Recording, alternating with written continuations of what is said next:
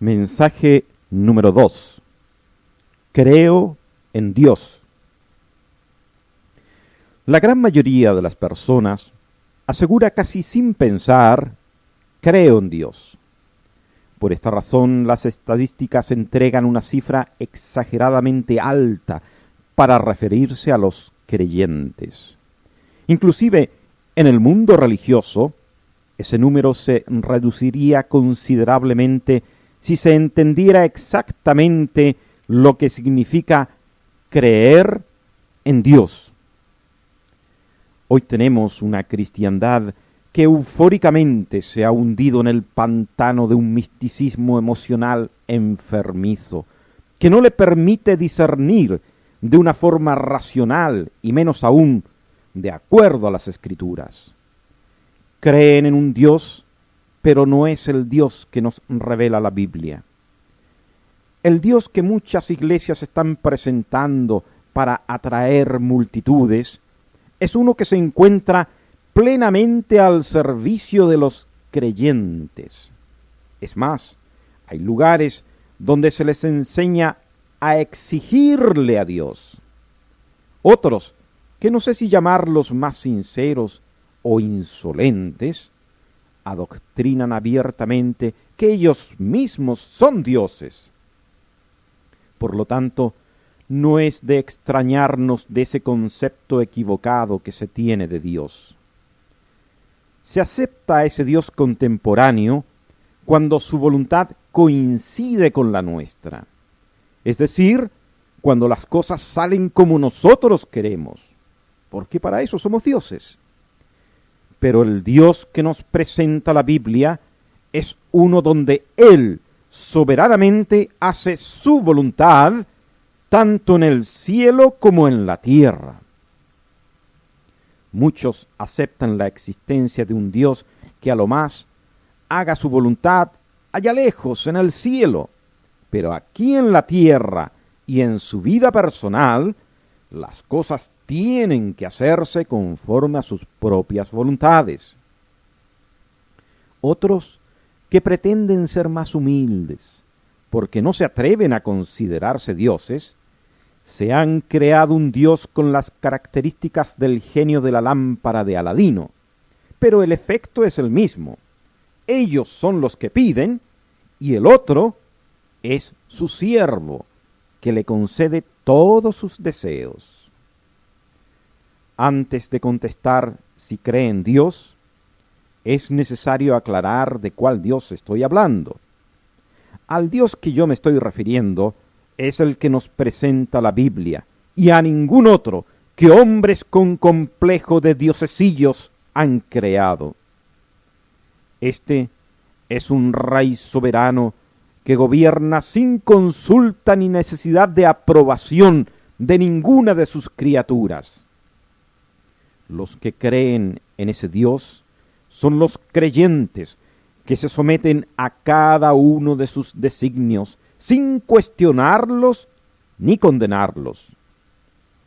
Ser cristiano en el concepto puramente bíblico es en primer lugar haber nacido de nuevo y a consecuencia de ese nacimiento haber recibido una nueva naturaleza, la espiritual, sin la cual no podríamos entender estas cosas. En 1 Corintios capítulo 2, verso 14 dice, porque el hombre natural no percibe las cosas del Espíritu de Dios, porque para él son locura, y no las puede entender, porque se han de discernir espiritualmente. Los creyentes que han nacido de nuevo no solamente han recibido el Espíritu Santo para entender, sino que también para aceptar las cosas que están más allá de nuestra simpatía o aprobación. En otras palabras, han recibido la fe y las fuerzas para someterse aún a aquellas cosas o situaciones que escapan de nuestra limitada comprensión. Aquellas que no podemos entender su razón de ser, pero las dejamos en las manos del Dios soberano, confiando que Él siempre nos dará lo mejor, aunque en el momento de la angustia nuestra humana naturaleza nos diga lo contrario. Muchos cristianos que llenan las iglesias creen en Dios solamente si la voluntad de Dios coincide con la de ellos.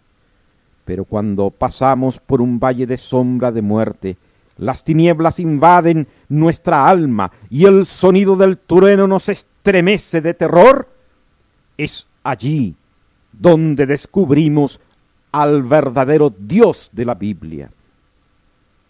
¿Cuántos han sido los que Dios les ha permitido pasar por esas oscuras avenidas con el solo propósito que se conozcan a ellos mismos y la realidad de su fe? Aún me conmueve al recordar la experiencia de una persona que durante años fue muy activa y fervorosa en su iglesia, pero un día el Señor llamó a su presencia a su pequeña hija, y eso fue suficiente para que se revelara en ella la realidad de su fe. Fue terrible escucharla renegar de Dios cuando su dolor angustioso la llevó a blasfemar contra ese Dios que ella decía creer y servir.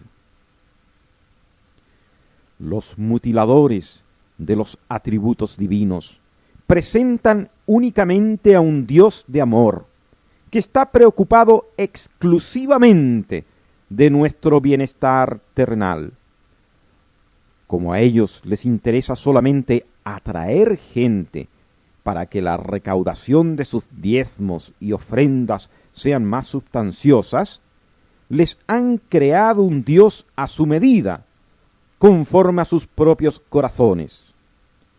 Inclusive escriben en el rótulo de sus iglesias: Dios es amor.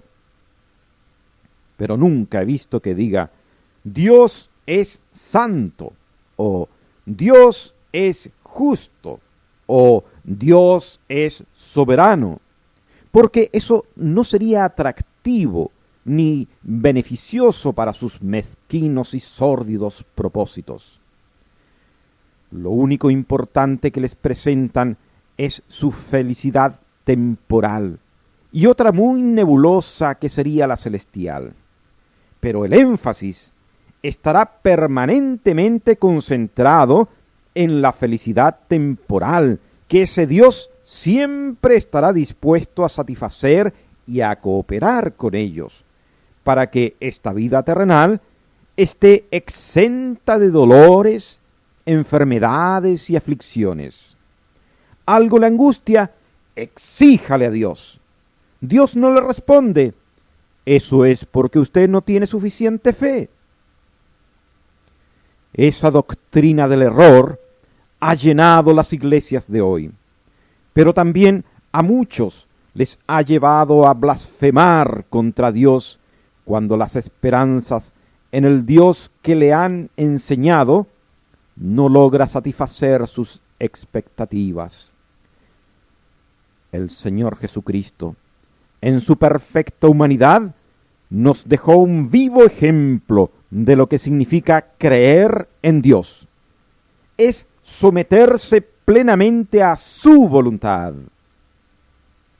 En el huerto de Getsemaní, cuando su dolor era tan intenso que su sudor era como grandes gotas de sangre, en una agonía desfalleciente, pero que nunca le hizo dudar de su misión, dijo: hágase tu voluntad. Eso fue lo que enseñó en el Padre Nuestro y ahora lo ponía en práctica. No existe una evidencia más plena de nuestra fe y una comunión más intensa con Dios que cuando nos encontramos en ese camino doloroso que nos obliga a mirar hacia el Todopoderoso, para reconocer que más allá de nuestra voluntad y deseos de eludir ese quebranto, está únicamente el Dios omnipotente con su voluntad soberana. Es entonces cuando se reconoce su grandeza que nos hace temblar y al mismo tiempo nos revela nuestra pequeñez e incapacidad para controlar las circunstancias que nos rodean. Quedamos expuestos a su majestad y poder que nos abruma. Quizás, por vez primera, le podemos ver en su exacta dimensión cual Dios todopoderoso, creador de todo el universo, Rey omnipotente que reina, gobierna y ejerce su voluntad sobre cada una de sus criaturas. Esa visión del auténtico Dios, con toda su grandeza y poder, es la que también nos hace vernos en nuestra real insignificancia y debilidad. Seguramente que a los seres angelicales, conociendo esa verdadera naturaleza divina, les hizo inclinar reverentemente sus cabezas ante su presencia y exclamar con mucho temor y reverencia: Santo, santo, santo, toda la tierra está llena de su gloria. También aquellos santos hombres de Dios que le han conocido más profundamente, como el apóstol Pablo, solo atinan a decir anonadados. Cito el pasaje de Romanos 11, versículo 33. Oh profundidad de las riquezas de la sabiduría y de la ciencia de Dios, cuán insondables son sus juicios e inescrutables sus caminos. Y ante su petición de sanidad para su propia enfermedad, cuando el Todopoderoso le rehusó concedérsela y le dijo: bástate mi gracia, porque mi poder se perfecciona en la debilidad, la estatura espiritual del apóstol le obligó resignadamente a aceptarla para no volver a insistir, y menos aún exigirle a Dios o acudir a un curandero para que le practicara una sanidad. Cuán diferente es la actitud de aquellos cuando se encuentran ante su Dios que sus propias mentes han creado. Cual los profetas de Baal, de allá de Primera de Reyes, en el capítulo 18, están largas horas saltando, gritando y exigiéndole, o visitando a uno u otro sanador para obtener lo que ellos demandan de su divinidad. El camino doloroso de la aflicción es uno que ningún creyente desea recorrer, pero cuán necesario es para obtener un conocimiento más real de su persona santa y gloriosa, del Dios creador, soberano y todopoderoso, Rey de reyes y Señor de señores.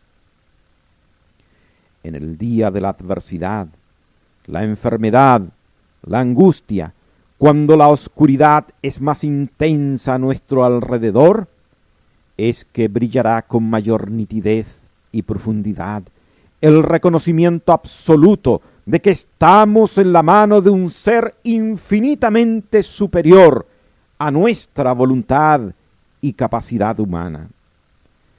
Allí entenderemos que sus designios no son controlados por nuestra voluntad y que Él soberanamente nos hace transitar ante una absoluta impotencia hasta que las tinieblas invadan nuestra alma.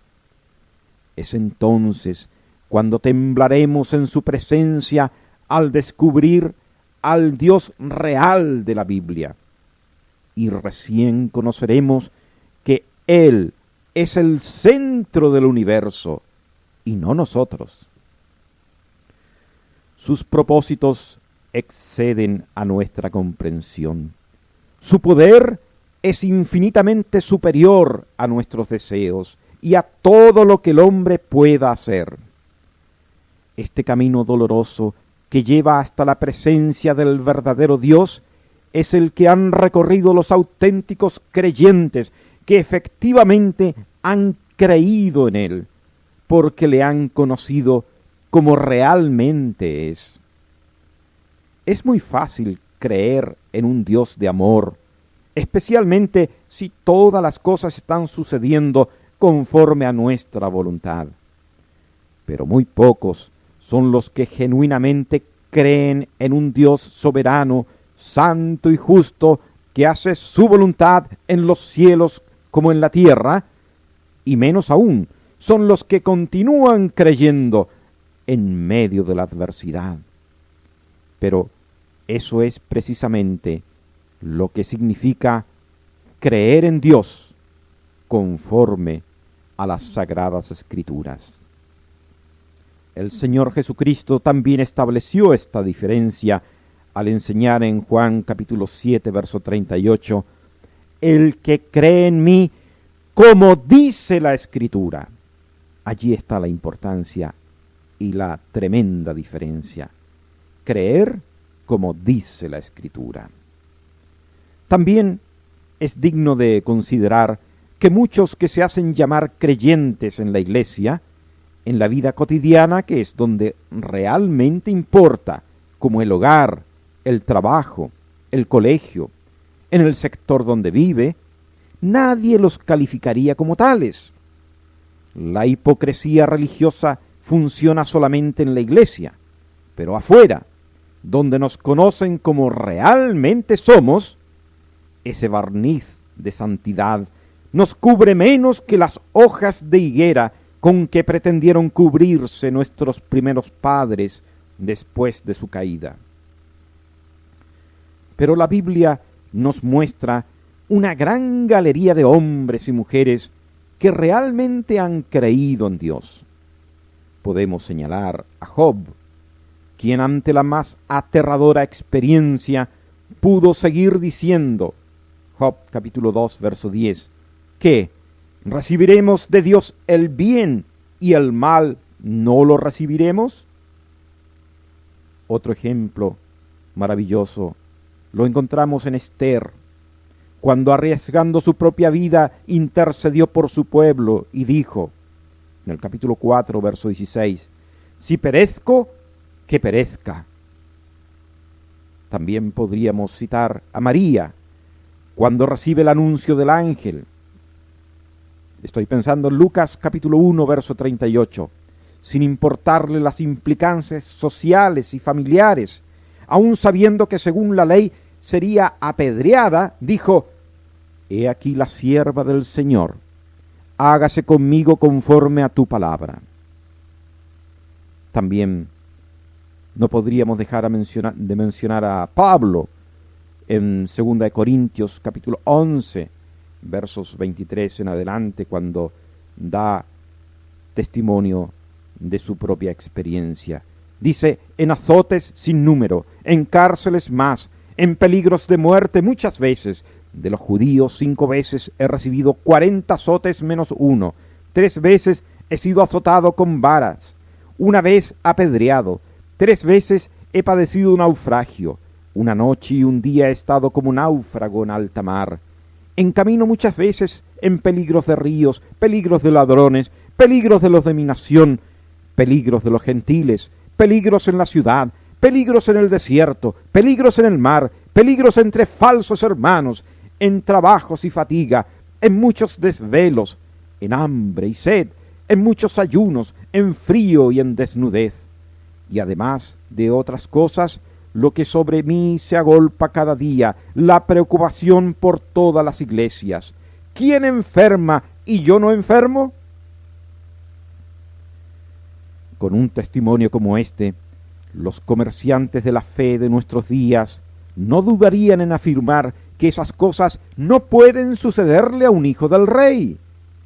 Un hijo del rey tiene que vivir a su nivel, lo que hoy correspondería a hospedarse en hoteles 5 estrellas.